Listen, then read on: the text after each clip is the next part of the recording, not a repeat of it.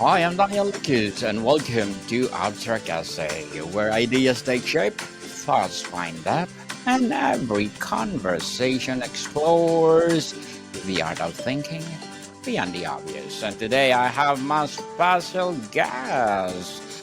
He is a serial entrepreneur, architect, and of course, builder, no other than Mr. Lance Cayko. Welcome to Abstract Essay, Mr. Lance. And can you please introduce more about yourself that I miss? Yeah, no problem.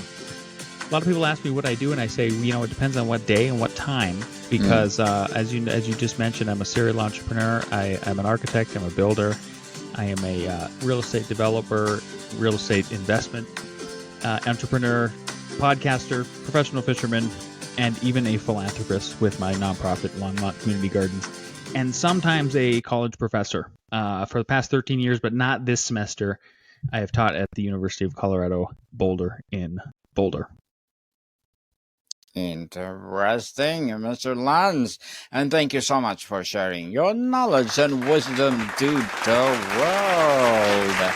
Because today we're going to talk about from recession to riches, building a design empire. I like this topic, Mr. Lance.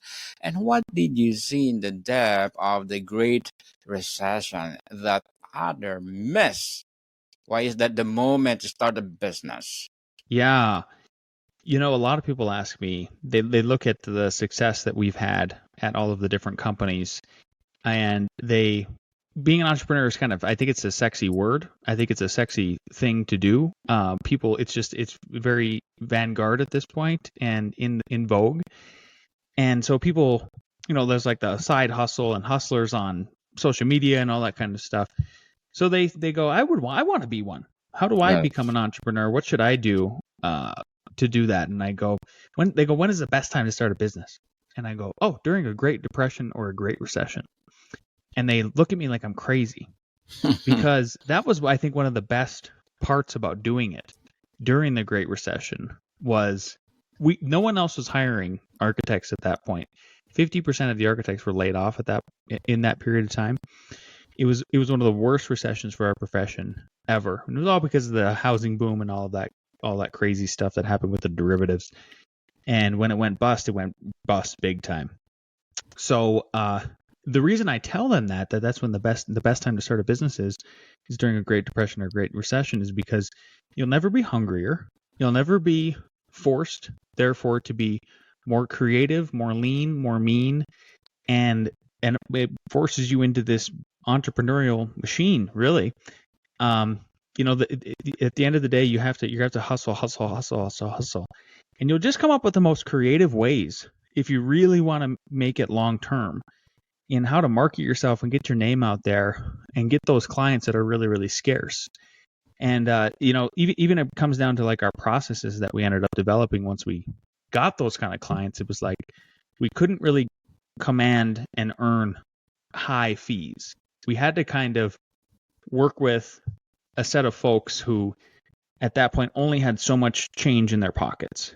There was not a lot of money flying around.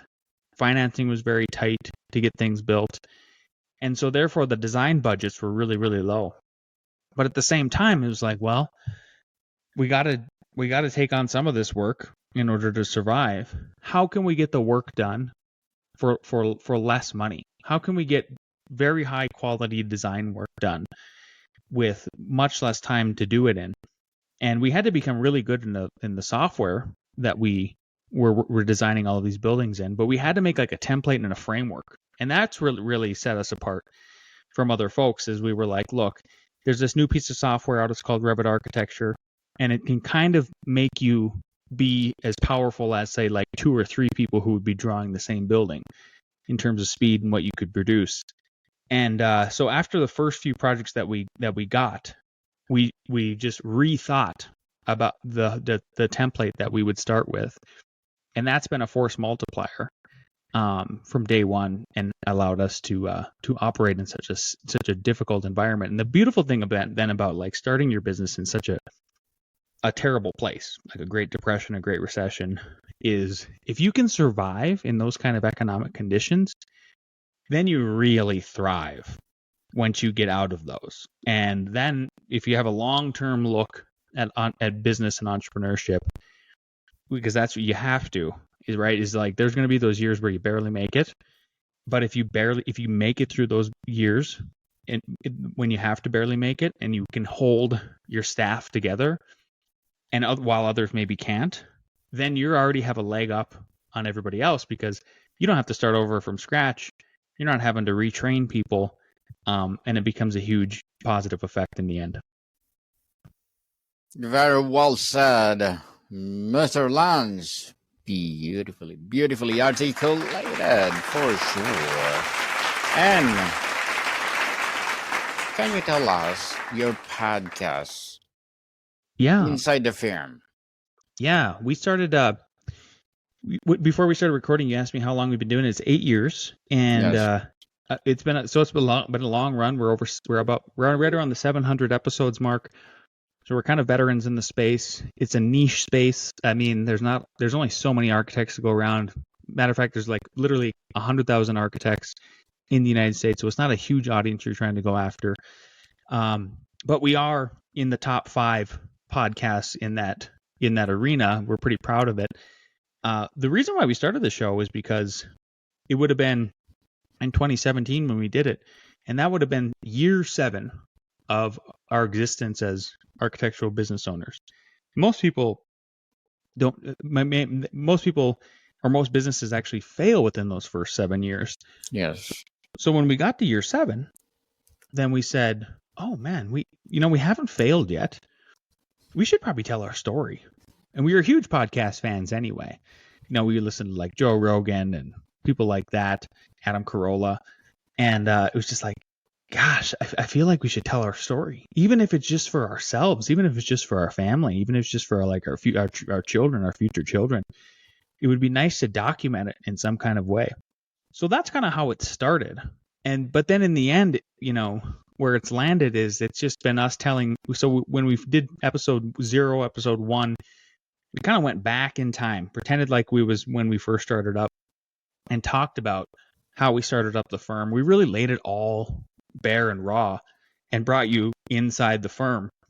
So that's the primary reason why we initially started it. And then about 4 or 5 years ago, we added an additional show. So we do 2 shows a week.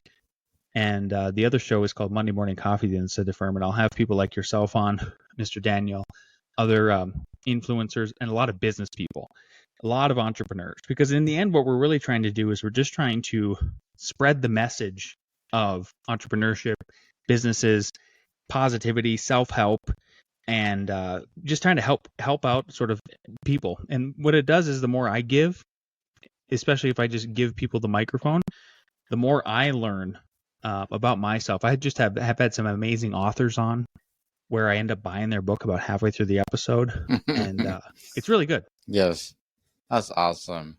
Awesome. And congratulations for empowering people all over the world through your podcast. Keep up the good work, Mr. Lance, because let's empower people all over the world through our podcast. Starting a design firm during recession sounds, well, something. How did you refrain economic fear into a unique competitive advantage? Well, it harkens back to what I was talking about previously about how do you, once you win the work in an economic downturn, and if the work isn't there's not a lot of money in the work, but you can't change the cost of living, and therefore you can't change what you pretty much have to pay yourself in order to live and survive. What is the one thing you can change? It's probably the way you operate, right? It's the way you get the work done. So how do you do that? And there was different methodologies where we did it. But one thing that we've sort of brought forward in the future is about 4 or 5 years ago, every year we read a book in our architecture company. And we read it as a team. So we assign like 20 to 40 pages per week at the beginning of the year. Then we all meet together and talk about it. And the one big book that kind of put it all together for us and made it so it was formulaic, and that everybody tries to practice this method every day, every week at the company, is The 2-Second Lean by Paul Akers. And so what he did is he went and visited Toyota, because Toyota was crushing all of the American manufacturers. They could sell a better car for cheaper. Same sort of thing, right? Where it's like, I'm trying to sell, and we have design services a little bit cheaper, especially at the beginning. Right now we're not as cheap, but at the beginning, especially during a downturn, how do I sell a really high quality service for cheaper and still be able to pay myself what I need to eat and live and prosper? So he went to the Toyota factory and he found out what the big thing that differentiated themselves from like GM Motors and all these other places is they thought about their processes. They're like, for example, we have to make this door 1 million times. Well, what happens if we make the process to make the door 2 seconds faster, and you're multiplying it times 1 million? That is a big effect, right? You're just doing a small incremental thing on this one repetitive process over and over again. And that can have a huge effect on your bottom line and your productivity. So now every day at our office, somebody has to present a 2-second lean or a process improvement in order to make us more efficient, more profitable, still be able to deliver high quality design and architectural services to everybody at a very competitive fee. That's really the one thing you can change. It's always sort of like that in economic downturns. You maybe only have one chess piece you can move around in order to survive and thrive. Interesting, Mr. Lance. So let's talk about the guerrilla marketing and growth. What was your most effective guerrilla marketing tactic that cost little to no money but delivered a massive returns? Yeah, man, it's a good question, because there's actually so many of them. The most fun one I thought was when we did in around 2017, 2018. I can't remember the exact year. I think it was 2017. Jeff Bezos was looking to make a second Amazon headquarters, and he and all the major cities across America were looking to lure him and his company there, because it would have been a huge economic driver, right, for whatever city Yes. landed it. Yes. And so my business partner was like, what if we did a quick study? He goes, I'll dedicate 1 day in the office to do this, and we'll pretend, and we'll ask the question, and we'll answer the question. What would it be like if they put it in downtown Denver? And what if he decided to make the biggest skyscraper in the United States? So that's what Alex put together, some conceptual drawings on what it would look like and what kind of space and volume they would need. So he spent 1 day doing that, produced the renderings, and then my job was the next day, because and we did this all the same week that they were going to announce who they picked, and Denver was one of the candidates. And so then the next day it was my job, just using social media, like going into the comment sections of Denver, all the major news stations that were reporting about this, and posting it. And then I was also posting ads about it on Facebook. And I spent the whole day doing that. And we got enough attention that a bunch of local newspapers picked it up. We got a bunch of free press because of it. And then Denver 7 and Fox 31 actually sent camera crews all the way up from Denver to our office in Longmont and did interviews with us about it. They were so intrigued by the idea. So we got a ton of attention. It was true guerrilla marketing, because it was like Amazon actually didn't hire us to do this study whatsoever. This was us just like knowing basically how to get attention and sort of trolling, I guess. And so the work we ended up getting because of it, we did not get the Amazon headquarters. Amazon did not pick that Denver at all. They picked out in the Northeast, I think by DC, and to set up their second headquarters. And so what we did get, though, is through the press, is a local developer saw us and they go, look, you guys are exactly what I'm looking for. Someone that has good, interesting ideas. You're kind of edgy, young, And we ended up getting a townhome project where we designed 13 townhomes because of that. So totally the opposite of Amazon. But because of that guerrilla marketing and us putting us out there, we did get a big architectural commission. Mr. Lance, how do you build credibility and trust as a new brand when most clients were averse in cutting budgets? Yeah, you have to do a lot of pretend role playing and understand how to deal with objections. And you could do it with, there's a lot of courses online you can take. And the ones I would recommend is that you take is the ones that are realtor recommended. So a lot of realtors, people who are going to sell houses, they go through these courses over and over again, and they become experts at dealing with people who have objections to why they don't want to buy the house. All they're doing is giving you excuses, right? It's like they need a reason to say no, and you're trying to bat down the reason for them to say no. So it's not so much about your credibility, it's you actually trying to understand the client and why they might not, or the customer, and what has them saying no, and how do you get them to say yes. Yeah, strategy, people. Strategy indeed. So can you share a story of a no that you turned into a yes through a sheer creativity and persistence? Oh, that's a great question. Yeah, how did I turn a no into a yes? Well, one of my most recent clients was very difficult to earn their business.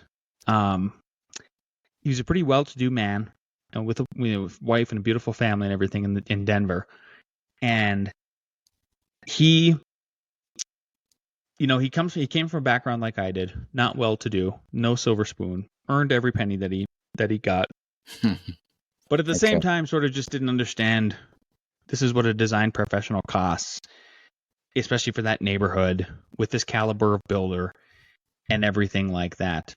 And I was getting the big objections and the no's and that sort of thing. And we almost actually hung up on each other when we were doing the final negotiations of the project. And there was one phrase that I ended up using to turn him around on. And I knew it was sort of like a shot in the dark. It was sort of like a Hail Mary. It was just one big last attempt. And I was like, he's either going to hate this or it's going to kind of just sink right into him. And what I said is I go, well, maybe we're just not the right firm for you. And maybe we're just too expensive. But, and maybe you just can't afford us. And I could tell it dug at his ego to the point where he was like, oh no, I can, it just totally turned him around because it was some people could be a little insulted by that, right? Yes. Because there's a lot of actually ego in hiring an architect like us. That's 15 years now, experienced. We've won many awards. We're sought after for certain styles. We're sought after because of our high quality customer service. And all of that comes with a price. And there's bragging rights about hiring high quality people who win awards and stuff like that, especially with homeowners who then they have guests over and they walk them around and everything like that. So that was a shot in the dark. I don't have to do that too often, but sometimes you get sort of strangely desperate at the end of a sales negotiation, and you're trying not to seem desperate either, but you got to just throw a shot in the dark. Definitely. And Mr. Lance, let's talk about the mindset and resilience. What was your lowest point in the early days, and what was the mindset shift that pulled you through it? Yeah. Lowest point was when I was laid off from my job that I graduated in 2008, Yes. and then I got my first job down here in Colorado, is a real architect job, not just more than an internship. Lasted 9 months, got laid off. And my lowest point was driving home that day. I was in tears. I was just completely torn up. I was embarrassed because I'm supposed to be the breadwinner for the family. I had 2 children. Yes. I was just totally shook up because I worked my butt off to get here. And I grew up a 90s kid in the 1990s. And growing up in the 1990s, you couldn't get away from the golden era of basketball. So like Michael Jordan, those kind of folks. Yes. I was a huge Michael Jordan fan. Almost everybody was. Even if Yeah. you didn't like basketball, it was just everywhere, right? And the story that a lot of us Michael Jordan fans really gravitated towards was how he used that chip on his shoulder when he got cut from his high school team and didn't make the roster, didn't make varsity that one summer. And so what he did is he got angry, he got determined, and he stuck with that chip on his shoulder all summer and worked his butt off. And then he made the starting roster in his senior year. And then sort of the rest is history, right? Because then he went to University of North Carolina. He's Michael Jordan and all of that. And I always just really like that chip on the shoulder story because I was an underdog. I just love underdog stories. And I even still consider myself an underdog. So I did the same thing. I carried a big chip on my shoulder. It's smaller now, but it still exists. When I got laid off during the Great Recession by those two other architects who just were not good at business. And I've always carried that through, and I've tried to just be and build a bigger, better, badder, more resilient architecture firm. Mr. Lance, what will be your short-term and long-term goals as a builder, as an architect, as a podcast host? Short-term is to finish out 2025 strong. It's been a difficult year. The economy's been real choppy. That's okay. We're hoping for some interest rate drops here in the next month. And if we can finish out 2025 strong and be profitable, that's a huge win in a difficult economy because it hasn't just been roaring. It's like 1 month is really good, next month is bad. That's short term. Long term with kind of all of them, I'll rattle them off, is I would love to get to 1,000 episodes on the podcast. I think that would be a huge milestone. I don't know how many podcasts have gotten to 1,000 episodes, but it's got to be a very small number. That would be really exciting. For the architecture firm, I would eventually like to have a mountain office. Right now we have 2 offices, one in Longmont, one in Denver. And then building wise, it would be nice to hit 8 figures. So far we're in the 5-figure zone. The 7-figure zone, but if we can get up to the 8-figure zone in 1 year, that would be life-changing in almost every way. Definitely aiming for the best 7 or 8 figures. Why not, Mr. Lance? And before we wrap up our discussion for today, Mr. Lance, I'm inviting you to please do listen to my other podcast, because my abstract essay is already in 5th season, abstract poetry in 2nd season, and my book 101 review in 5th season too, comedy 101 in 2nd season, and my food 101 in 5th season as well, geography 101 in 4th season, and my baby podcast, law 101 and mental health 101, love letters in 3rd season, and movie 101 review and music 101 in 4th season, and science 101 and sex 101 in its 1st season. Please listen to them wherever you listen your podcast. So, Mr. Lance, if you could give one piece of hard-earned advice to an entrepreneur who is terrified of the next economic headline, what would it be? It would be exactly what I said before, is there's no better time to start a business than a Great Depression or a Great Recession. Yes, empowering indeed, Mr. Lance Cayko. Thank you so much for sharing your knowledge and wisdom to the world. So can you please invite our listeners to support your business, your advocacy, your podcast, or whatever projects that you're doing right now? Yeah, check out our website, f9productions.com, sign up for our newsletter. I will link in with anybody if you go to linkedin.com and you type in LANCE, last name Cayko. And then don't forget to go to insidethefirmpodcast.com and check out our episodes. Yes, people, let's support Mr. Lance, because if you support him, for sure, more and more empowering business to come, and more empowering episodes of the podcast itself, and for sure, more and more empowering entrepreneur to come. So, Mr. Lance, thank you so much for your time. Thanks for having me. More to come, people. See you soon.